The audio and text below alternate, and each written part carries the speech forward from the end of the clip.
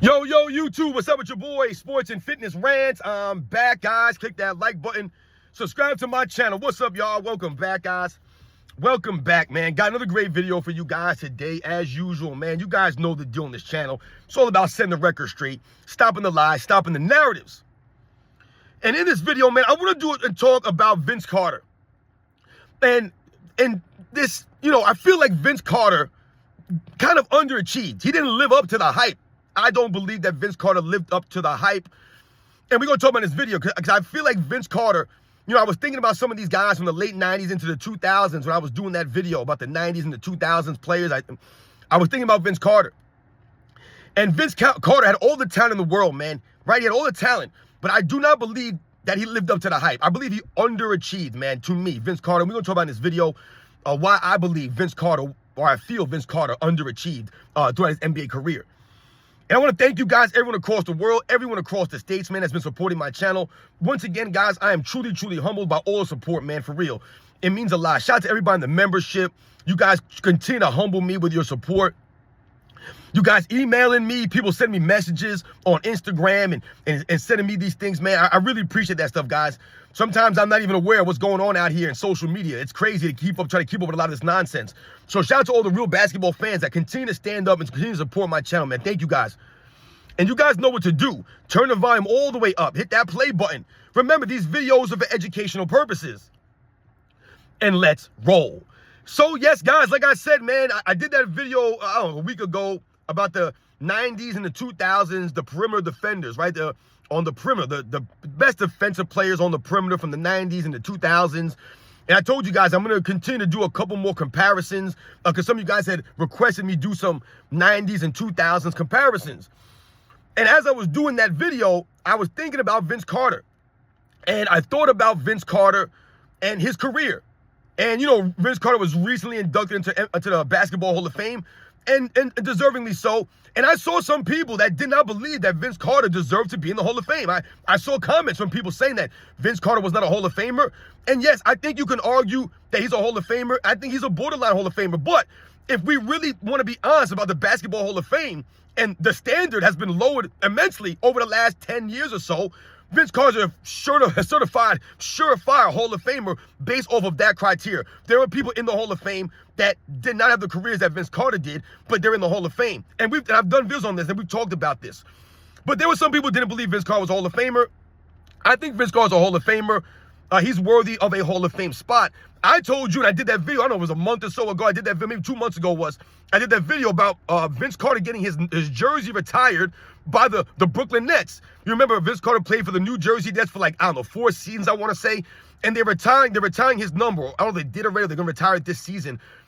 But I did not think that Vince Carter deserved to have his jersey retired from the Brooklyn Nets, right? Or the New Jersey Nets that they were called when he played there. I did not believe that he earned a jersey retirement from the Nets. If they want to retire his jersey in Toronto, by all means, I get it, because he was really their first superstar that Toronto had, right? Led them to the postseason several times. Like I said, I could see them retiring his number in Toronto. No problem with that. I did not believe that he deserved a jersey retirement on the Nets. And I said, if you're going to retire Vince Carter's jersey on the Nets, then you got to retire Richard Jefferson's number on the Nets. And they should have did Richard Jefferson's jersey first. But anyway, when we think about Vince Carter, and I was thinking about his overall career and how his overall career played out, to me, I kept coming back to the same reality. That Vince Carter underachieved. He did not maximize his talents, and he did not live up to the hype. Now, when we think about Vince Carter, what do you think about when you think or you hear Vince Carter's name? You think of what? The Slam Dunk Championship. That's what you think about when you think about Vince Carter. That's it. That's literally all you think about is the slam dunk contest and the performance that Vince Carter put on a show, one for the ages, perhaps the greatest slam dunk contest in the history of the game. And you think about Vince Carter's slam dunking prowess, right?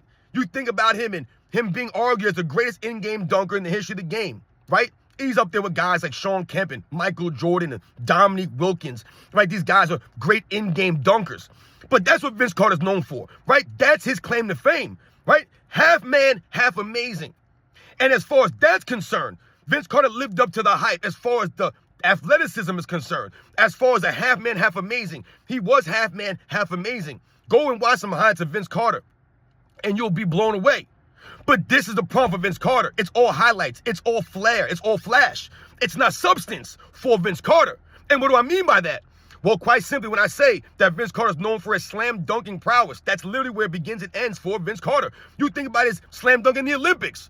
This is what people think about when they think about Vince Carter. They don't talk about the 2001 playoff matchup against him and Allen Iverson's 76ers, right? That iconic matchup in the second round of the 2001 playoffs, where it went 7 games, and Vince Carter and Allen Iverson put on a show for the ages during those 7 games. I believe Allen Iverson averaged 33 points a game in that series. I believe Vince Carter averaged 30 points a game in that series. It went 7 games, and we all know that the Sixers would go on to the NBA Finals and lose to the Los Angeles Lakers. But that's probably the peak of Vince Carter's career, with that 7-game series against Allen Iverson's Sixers in 2001, which was his 3rd NBA season. That was literally the peak for Vince Carter. After that season, everything was downhill after that. Downhill for Vince Carter after that. Vince Carter never led the league in scoring. Not once did Vince Carter lead the league in scoring. Now, granted, he was playing in an era with guys like Kobe Bryant, Shaquille O'Neal, Tracy McGrady, right? He played with some of these scorers, these guys that were putting up a lot of points, Allen Iverson. So we get all of that.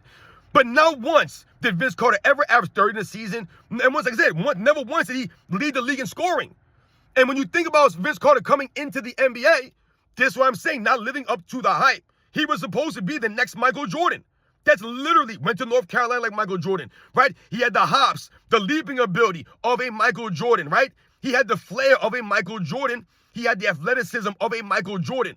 But he did not live up to the hype or of being the next Michael Jordan or being like a Michael Jordan, because he was nowhere near Michael Jordan. As a matter of fact, I remember Michael Jordan. I can't remember when it was. I believe Michael Jordan was on the Wizards. Vince Carter's first season, I believe, was the 1998-99 season. If I remember correctly, I want to say that was his first season. So the year that Michael Jordan retired, it was Vince Carter's first season. But I believe when Michael Jordan was on the Wizards, there was a game where they were getting ready to play the Toronto Raptors. And they were talking to Michael Jordan. I don't know if it was a couple of days before the game or right before the game, whatever the case may be. They were asking Michael Jordan about Vince Carter. And he talked about Vince Carter and Vince Carter not being a great defensive player.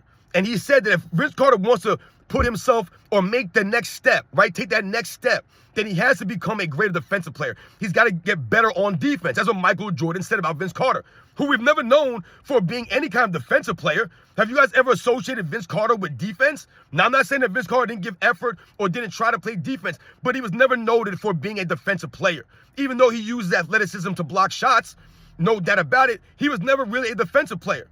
So when Michael Jordan said that, Vince Carter took offense to that. And Vince Carter didn't like Michael Jordan basically saying that he didn't think that he was as solid of a defensive player, that he needs to work on his defense. And in the game, Vince Carter started going at Michael Jordan.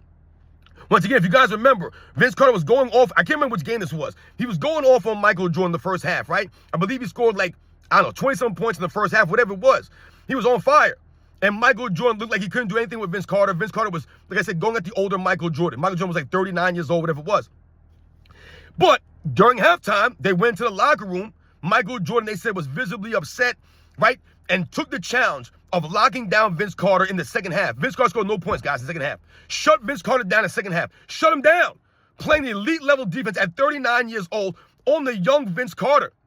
At his physical peak, Michael Jordan shut him down. Shut him down. Took the challenge.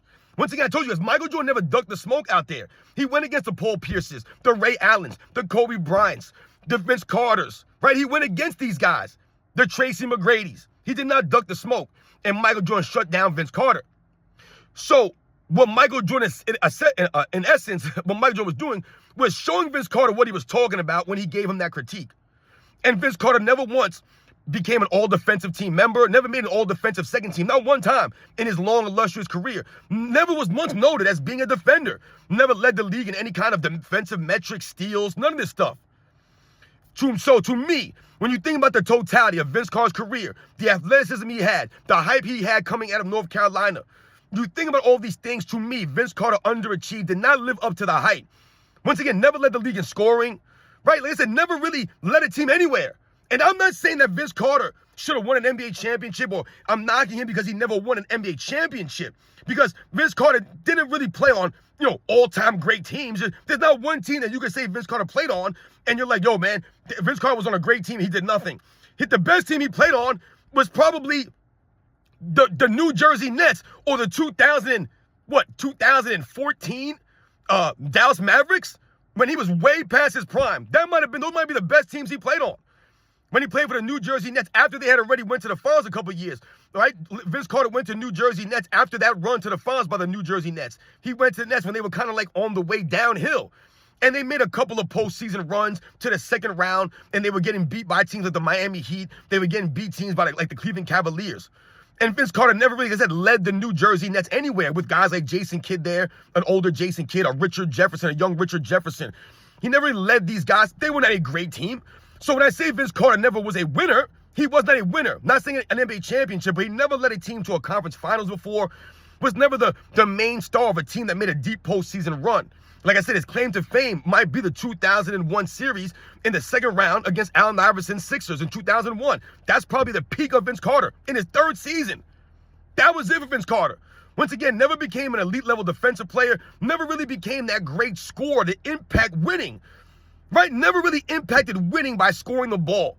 Right? Just never really did that at a high level. So for me, when you think about Vince Carter, all people ever talk about is the dunking prowess of someone like Vince Carter.